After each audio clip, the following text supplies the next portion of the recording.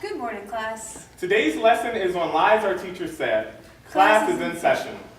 To the teacher that once told us you are paid less money here than you would be in public school, you said it's a privilege to teach us that we're the elite, tomorrow's heroes, and I think you meant that as a compliment. But I'm not sure why in the next breath you told us to be careful not to talk to the townies.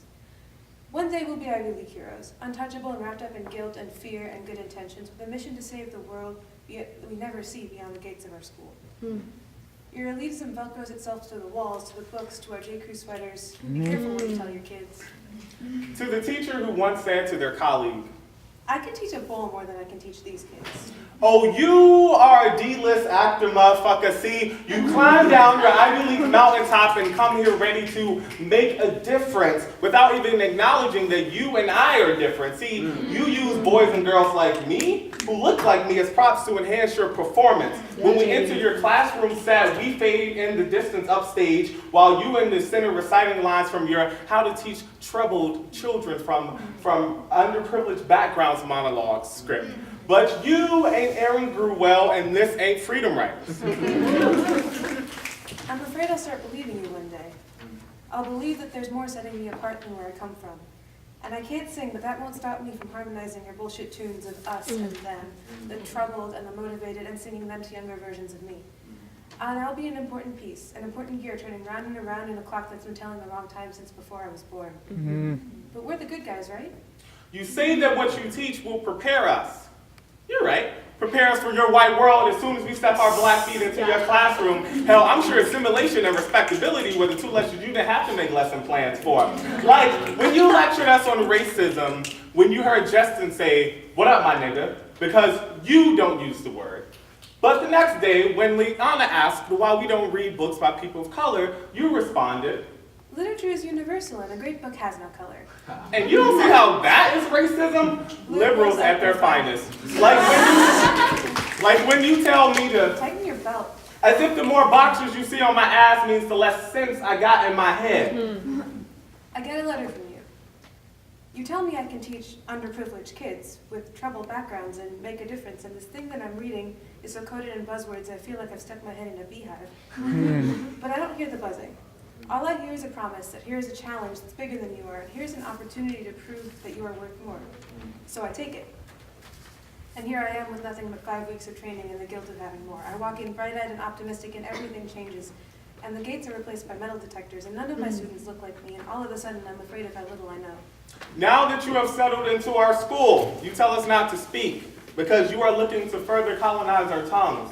Instead of encouraging us to use our minds to think for ourselves, you tell us to use our hand to flip a page instead, to memorize every fact and formula that we need in order to pass the state test because you tell us we need to pass it in order to advance to the next grade. Otherwise, our test results will be used against us in the form of a 6x8 prison cell designed with our black bodies in mind. Look it up.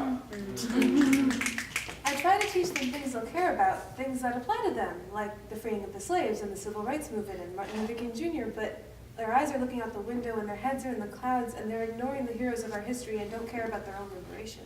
In history class, our textbooks consist of one watered-down version of Black history, where they just mention slavery, they romanticize the civil rights movement, and they sanitize Martin Luther King. Of course. And just like that chapter, you too center yourself as the hero of my history and the narrative told of our plight to make it more palatable for your consumption. You know, like when you teach us some bullshit about Lincoln. Freeing slaves with the stroke of a pen and some fancy titled document. Yet you don't say a mumbling word about Nat Turner leading slave rebellions or Harriet Tubman risking her freedom 19 times for her people. You know, I think maybe you're afraid that if we learn the truth, we stop coming to you for validation as we fight for our liberation. I get a call from the state, and they tell me to prove that I'm teaching them something. And I'm still trying to figure out if my job is to keep them in the books or out of trouble, and I can't believe that they're learning, so we practice lying. Keeping their hands busy, practice filling in bubbles for the state test, coloring them black row by row like prison cells. I failed them. And now I'm making them sign off on their own arrest in number 2 pencil. But what can I do? They don't listen to me. You don't listen to us. You tell us we are too much. Too black, too poor, too loud, too proud, too other. Got too much resistance in our blood, so it might spill over and tear up your performance. Don't got enough respectability to play the part you've cast us in. And yes, we do have problems. More problems outside of these school walls than our algebra textbooks could ever give us. But we do not need fixing, so stop leaving bad impacts with your good intentions, because we got things to say, we got dreams to live, and Lord knows we got more value than a fucking bull. 2 students. 2 standards, class is dismissed.